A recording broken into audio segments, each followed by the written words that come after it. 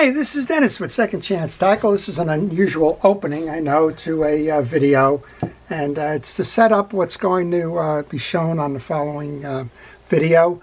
Initially, I had intended to do a full service video on the Penn International II, the 50SW. Unfortunately, midway through the video, I ran into some camera issues, and while the video that could be salvaged essentially is how to remove the gear side plate of the reel, and it provides an inside look at the gearing and the systems that support that fishing reel. So sit back and enjoy, and learn how to remove the gear side plate on this reel. Hi, this is Dennis with Second Chance Tackle. Our fishing reel today is, well, it's hard to even fit in the frame of the video. This is a very large Penn Reels International II 50 SW lever drag fishing reel meant for very big fish. And this reel was sent in by Anthony, and I bought it recently on eBay. He said, can we give it the once over, check it out, make sure everything's good, and kind of tune it up so that, well, he doesn't have to worry about it when he takes it fishing. So of course I'm going to do that. And one of the things that I like to do when I get into a reel like this is I like to go out and get the schematic. The schematic is going to show me the burst diagram for the reel, and that's kind of a guide in terms of what to expect underneath, particularly if you're unfamiliar with the reel or haven't worked on one of these in the past. Well, we're going to get started. We're going to remove the exterior pieces and parts. And as I do that, I want to encourage you to subscribe to my channel if you like fishing reel service and repair, if you like learning about fishing reels, if you like to learn about their manufacture and how they're used and so on, then I would encourage you to subscribe to the channel. And if you do subscribe to the channel, please hit that notification button. That notification button will let you know when I'm posting, and you'll be able to see if it's a video that you would like. For example, this one is a very large saltwater reel used for very big fish. Maybe you're working or fishing primarily freshwater with pond reels, and this doesn't appeal to you, that's fine. I try to cover a lot of the reels that come into my shop, and there's a great variety in my shop. So today it might be the biggest, and tomorrow, well, it might be one of the smallest. You never know what's going to show up. All right, well, I took the tie-down clamp for this. This is a 2-speed reel. Now I'm going to remove the handle screw, if I can. Handle nut. This is always tough because that has to line up with that clip, so sometimes that piece is overloaded. And, well, in addition to that schematic, I'm going to recommend that you take pictures along the way.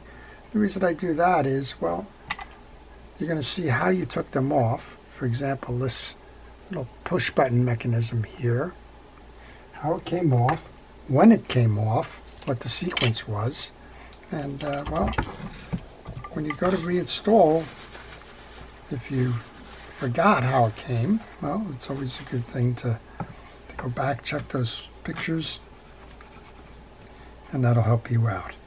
In this case, what those pictures are going to represent is the complete take apart of the reel. So we've taken off the tie-down clip, the push button that shifts between first and second. This is a 2-speed reel. Now the cap comes off. It should come off.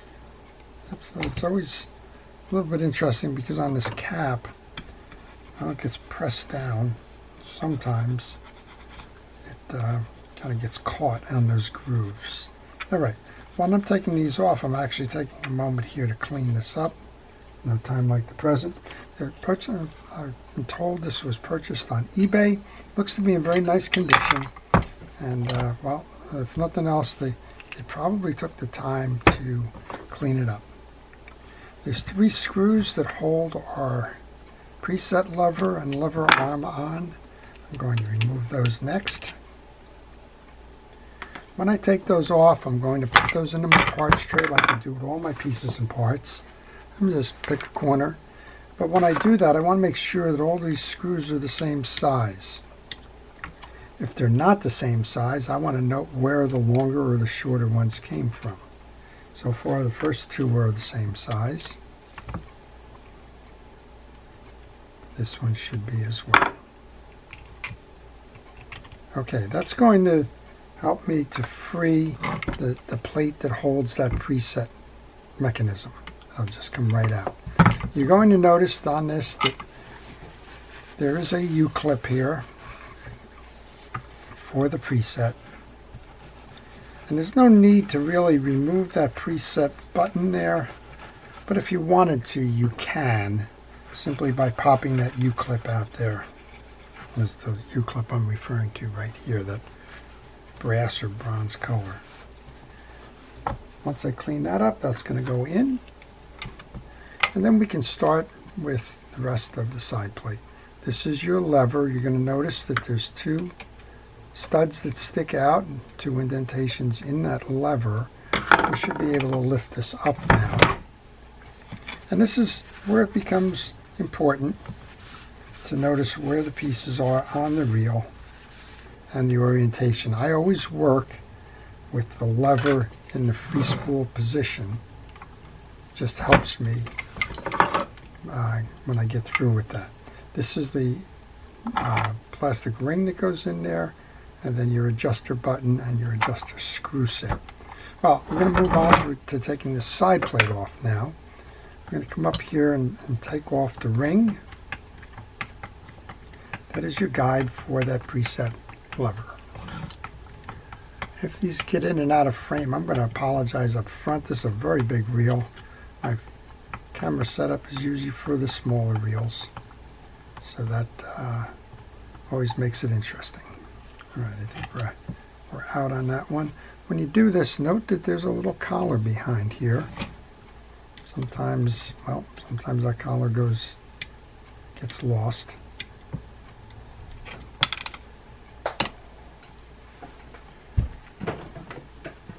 I like to pull the collar off and then put it onto the screw. That way, well, I got to lose the screw and the collar. Pick another section of my box for that. This one will be a shorter screw now. This is the middle screw.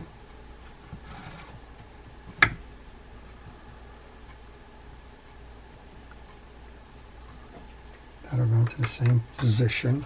And then we have the longer screw with the collar on this side as well.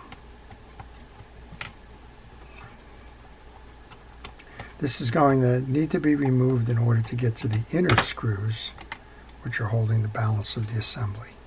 Well, if you can do this, this is a third size screw now. If you can do that and leave it all together and put that into your parts tray, you're probably better off for that. Okay, well, we've taken these three screws out. There's three more side plate screws here, or four more. Again, we're going to do the same thing. We're going to try and see if there is a long one or a short one, where they belong.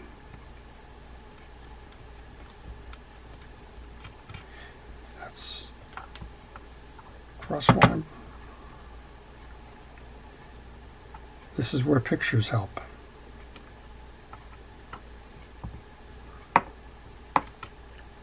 Okay, those two are the same. Trying not to bounce this thing, but the weight on it is really crazy. Well, you can see how we're starting to have the spring push that plate out now. And lever drags come in two sub-assemblies. There's the sub-assembly that drives the gears, and there's the sub-assembly for the spool. The spool is the one that holds the drag. The gear sub-assembly is what's going to turn the spool, and it's also the lever that we took off there. Okay, those four are all the same, so we're pretty comfortable now knowing that after we install the ones that hold that guide on, the rest of them will be pretty much the same. This plate should come off now, and well, it was good for Anthony to send it in as pretty as it was on the inside. Well, there's some work to be done on the internal to this. Well, I hope you've enjoyed the version that was presented on how to remove the gear side plate and a look inside to see the inner gear workings of that International II. 50 SW. Again, I apologize for it not being a full service video due to camera issues, but hopefully we've learned from that and we've provided you some information and the ability to work through removing the gear side plates should you have one of those reels. Thank you again for watching. This is Dennis with Second Chance Tackle. Have a great day.